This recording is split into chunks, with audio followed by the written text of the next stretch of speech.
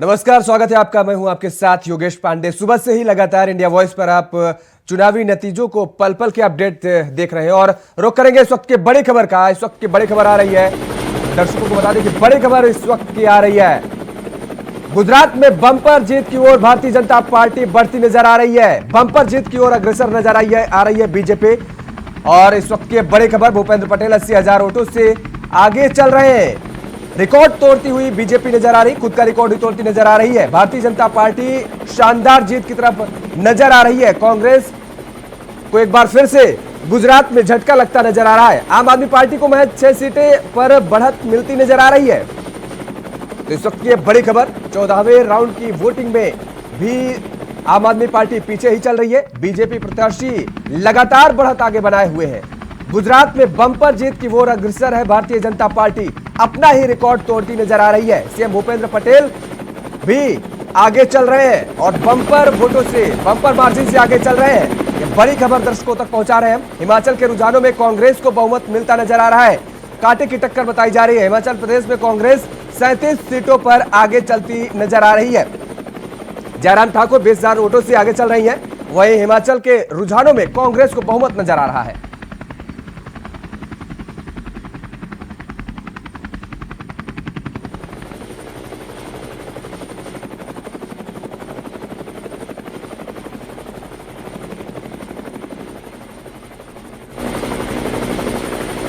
एक और बड़ी खबर आ रही है, आपको बता दें कि इस वक्त की बड़ी खबर रामपुर उपचुनाव से जुड़ी बड़ी खबर है। इस वक्त के उत्तर प्रदेश के रामपुर चुनाव से जुड़ी बड़ी खबर। सपा प्रत्याशी आसिम रजा आगे चल रहे हैं।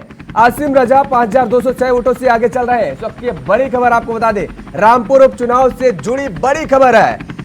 सपा प्रत्याशी आसिम रजा को बढ़त बरकरार है।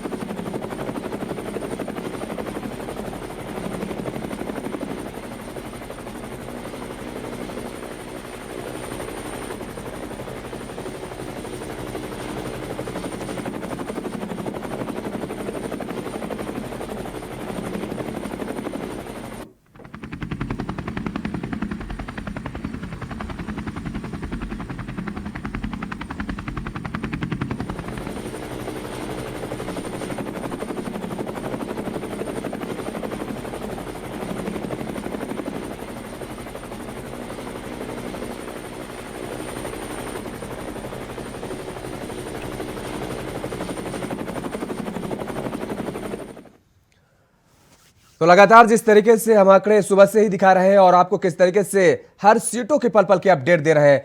चर्चा के लिए हमारे साथ मेहमान जुड़े हुए हैं, आपका तारुफ करा देते हैं मेहमानों से। सुजाता पॉल जी हमारे साथ जुड़े हुए हैं, आपका बहुत बहुत स्वागत है। सुजाता पॉल जी। हनी पाठक जी जुड़े हुए हैं, आपका भी स्वागत है। और केसी बिष्ट जी भी जुड़े हुए हैं हमारे साथ, आपका भी बहुत बहुत स्वागत है केसी बिष्ट जी। सबसे पहले सुजाता जी आपका ही रुख करेंगे।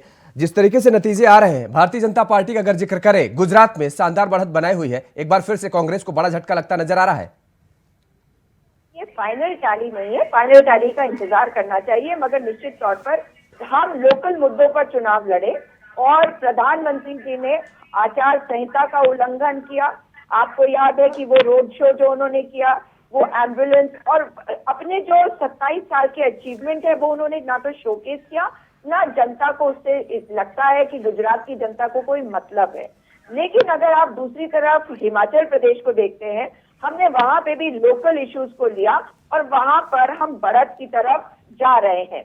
इसका मतलब है नहीं, बढ़त की तरफ जा रही है, लेकिन देखिए सुजाता जी, 1960 से गुजरात में चुनाव की शुरुआत हुई है और उसके बाद अगर 1990 का हम जिक्र करें तो 1990 में ही सबसे खराब प्रदर्शन कांग्रेस का देखने को मिला था, जब 33 सीटें महज आई थी कांग्रेस की। लेकिन उसके बाद से अब अगर देखा जाए तो ये उससे भी खराब प्रदर्शन नजर आ रहा है।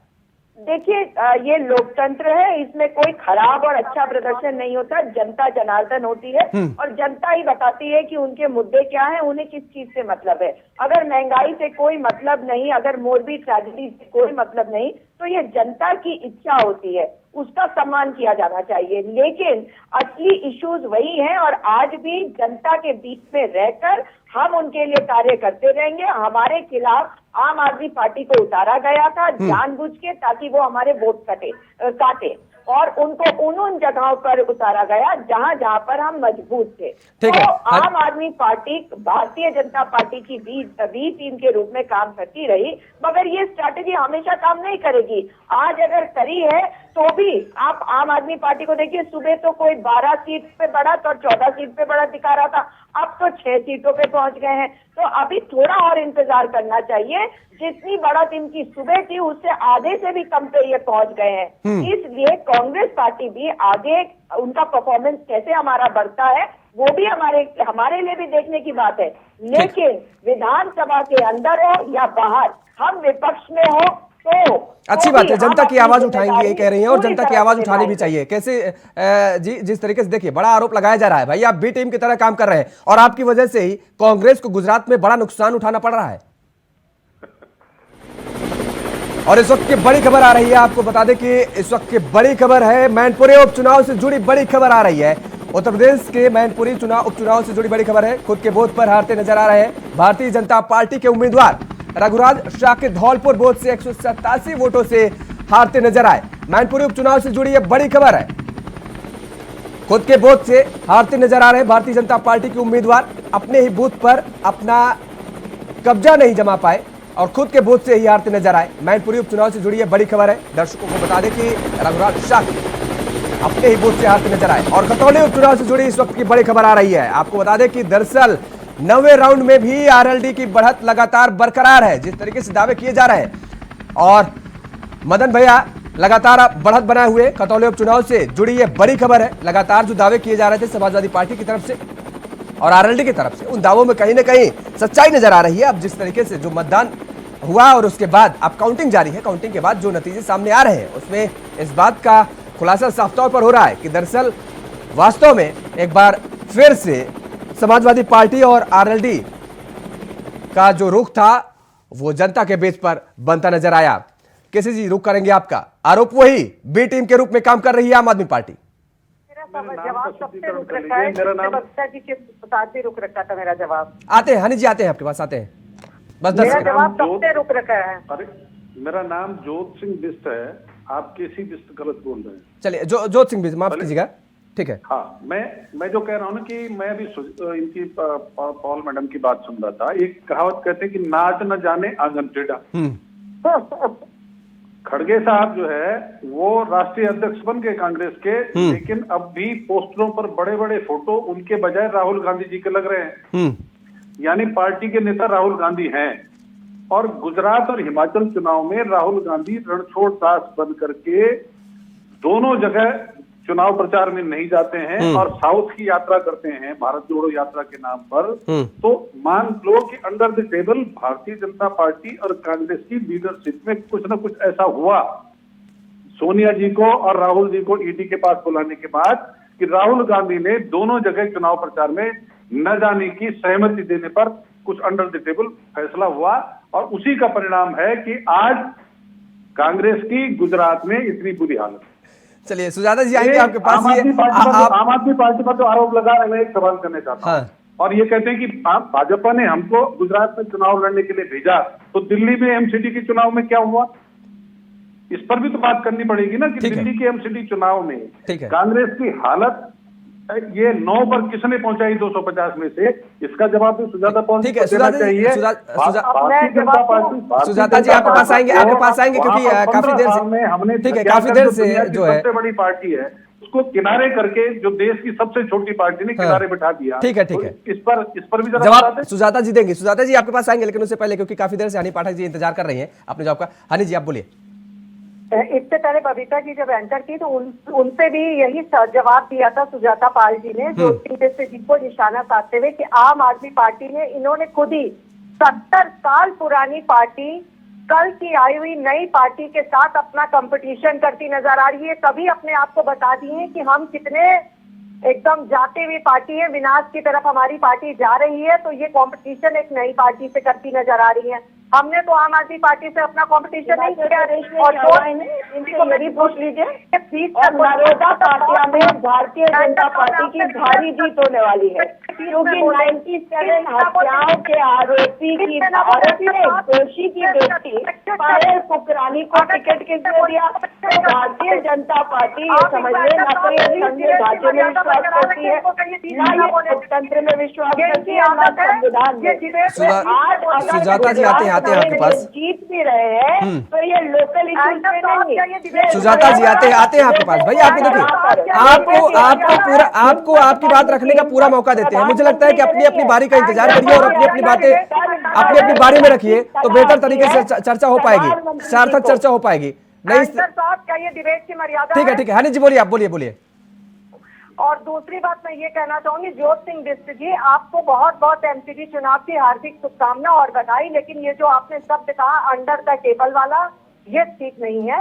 अंडर द टेबल क्या हुआ क्या नहीं हुआ, ये जिस चीज का आपके पास एविडेंस ना हो वो आरोप लगाना बिल्कुल बेबुनियाद है। दूसरी बात मैं सुजाता पाल जी की ये कहना चाहूंगी कि जिस जगह तो ये बढ़त नहीं पा रही है उस जगह ये कह रही है अभी नतीजे आने सामने बाकी हैं। जिस जगह बढ़त आ रही है उस जगह ये बड़ी कॉन्फिडेंट नजर आ रही है, क्या बोल रही है।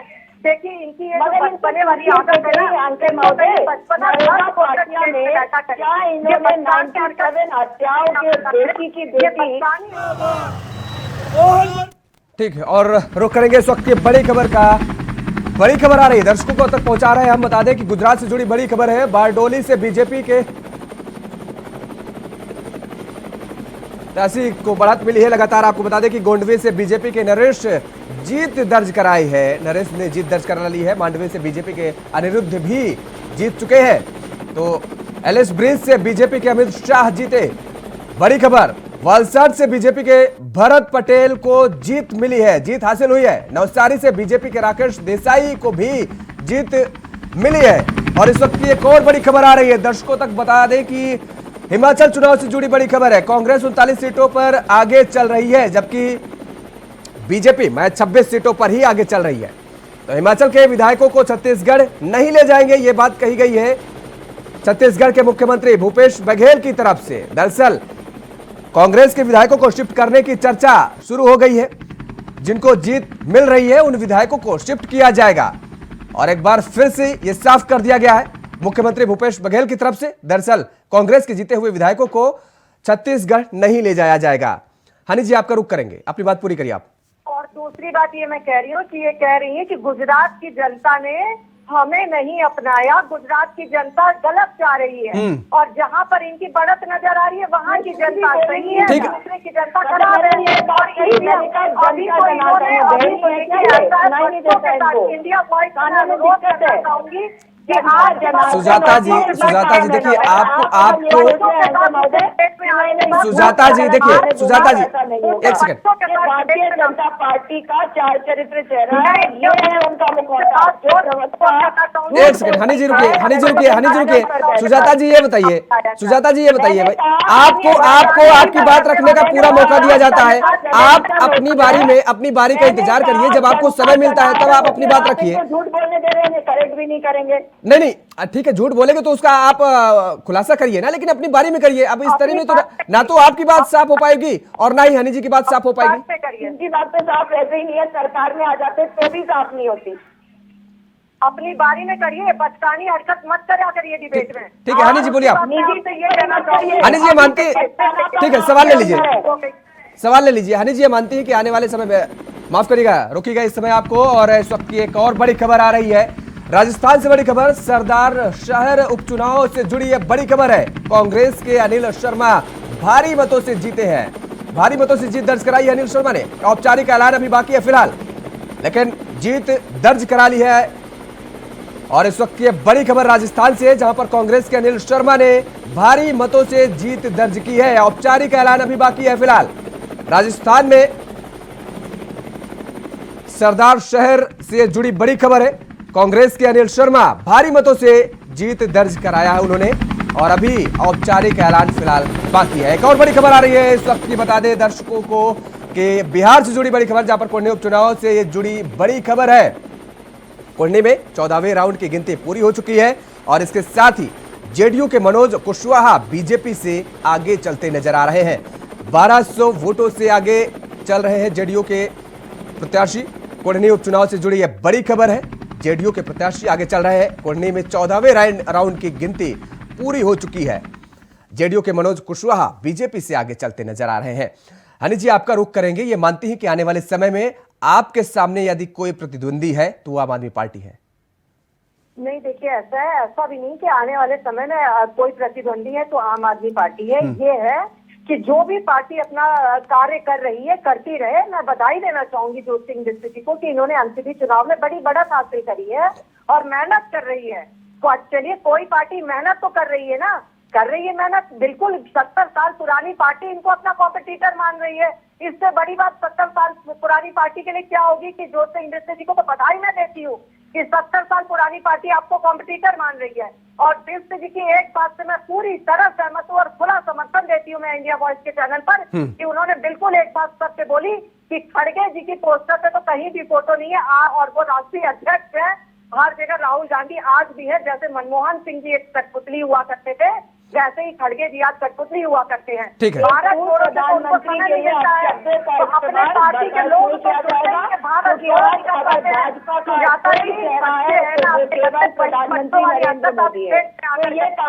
ठीक है हनी जी, अब जवाब ले लीजिए। सुजाता जी से जवाब ले लीजिए।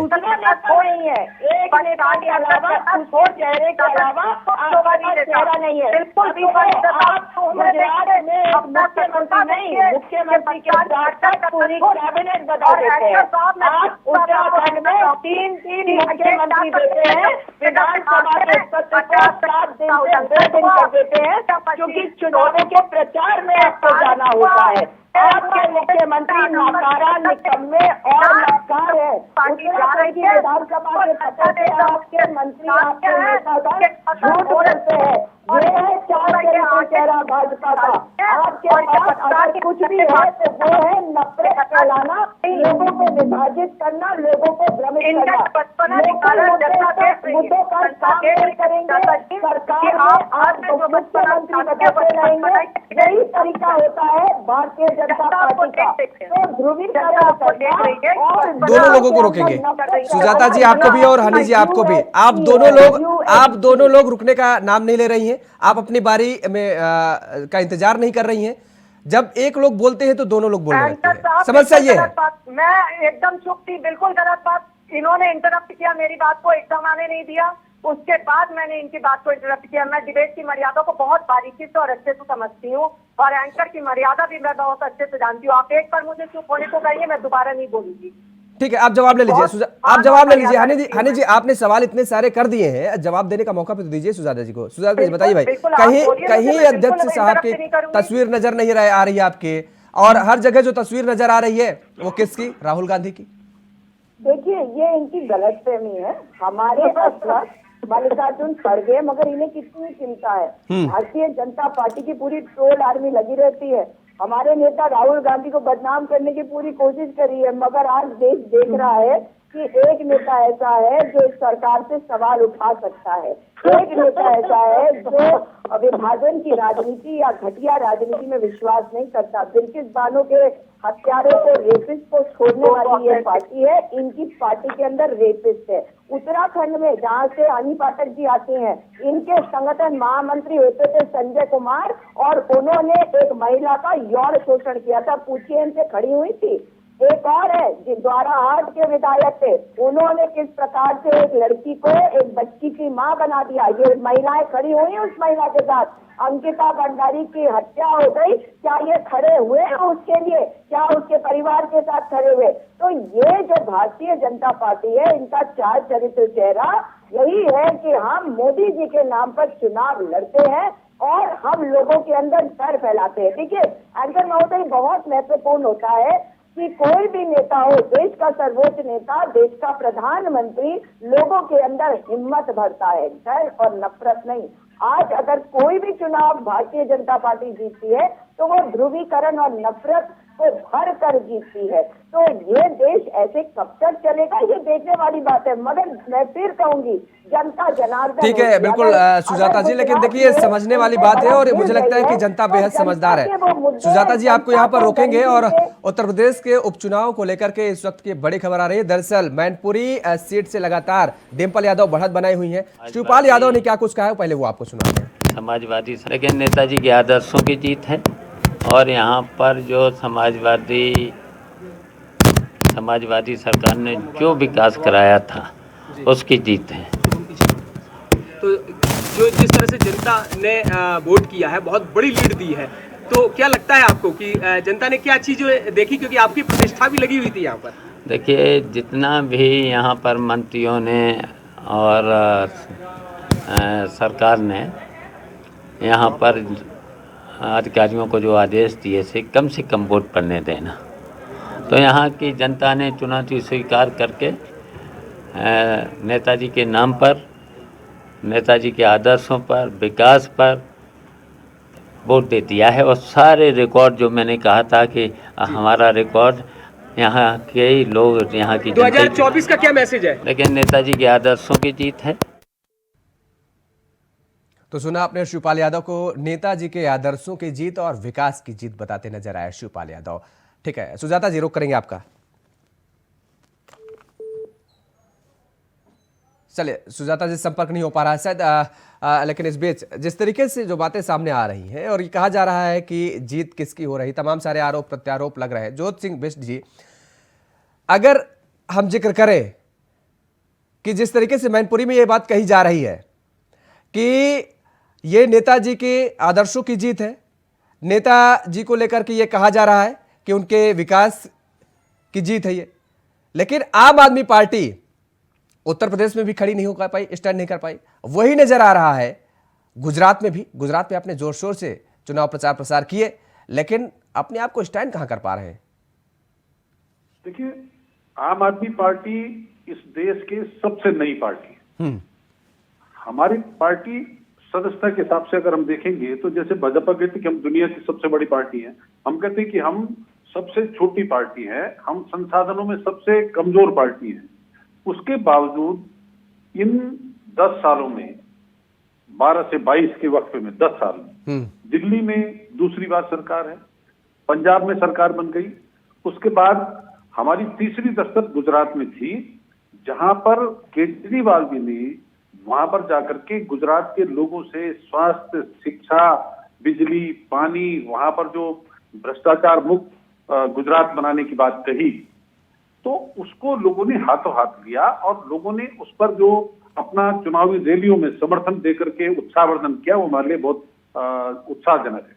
दूसरी जो महत्वपूर्ण बात है, आज के इस चुनाव में जो हमारा वोट शेयर होगा, हमको वोट प्रतिशत मिलेगा, तो हम दिल्ली में पहला राज्य, पंजाब दूसरा राज्य, गोवा तीसरा राज्य, अब ये गुजरात चौथा राज्य है जहां हम 6% से अधिक वोट ला करके राष्ट्रीय पार्टी का स्वरूप प्राप्त करने वाले हैं। ये हमारे लिए दूसरी खुशी की बात है कि कल दिल्ली में एमसीडी की जीत के बाद आज के जो चुनाव परिणाम आने वाले हैं, उसमें जो हमारे लिए उत्साहवर्धक बात है कि आम आदमी पार्टी एक राष्ट्रीय पार्टी का स्वरूप ले लेगी। लेकिन उसके साथ साथ आपको एक चीज समझनी पड़ेगी कि पूरे चुनाव में भारतीय जनता पार्टी को घर घर तक जाने के लिए मजबूर करने का काम अगर किसी पार्टी ने किया तो वो आम आदमी पार्टी ने किया। आम आदमी पार्टी के नेता अरविंद केजरीवाल जी ने अपनी ईमानदारी के बलबूते पर, अपनी जो जनता के साथ कमिटमेंट है, उस सकारात्मक सोच के साथ नकारात्मकता को खत्म करते हुए जो बातें कही, तो 2 राज्यों में उनको सरकार बनने के बाद उस पर काम शुरू किया और काफी हद तक उनको पूरा करने का काम किया। और ऐसे ही गुजरात की जनता को जो भरोसा दिया, लेकिन हम मोरबी हादसे के बाद जहां 135 लोग मारे गए, 2 करोड़ रुपए जिस पुल की मरम्मत पर खर्च किए जाने थे, उस पुल के हादसे के बाद 8 करोड़ रुपए प्रधानमंत्री के विजिट पर खर्च किए जाते हैं। उसके बावजूद अगर मोरबी में लोग भारतीय जनता पार्टी के प्रत्याशी के समर्थन में खड़े होते हैं। चलिए, इसके अलावा और जो बिल्किस बानो वाला केस है, वहां पर जिस तरह से बिल्किस बानो के रेपिस्ट को छोड़ा जाता है, उसके बाद सारे मुद्दे उठाए गए। ज्योत सिंह जी, सारे मुद्दे उठाए गए, कोई मुद्दे बचे नहीं थे इस चुनाव के दरमियान, लेकिन जनता अपने मुद्दों पर टिकी रही, विकास के मुद्दों पर टिकी रही। ज्योत जी, आपको यहाँ पर रोकेंगे, फिलहाल वक्त तो चला एक छोटे से ब्रेक का, और ब्रेक के बाद फौरन हाजिर होते हैं।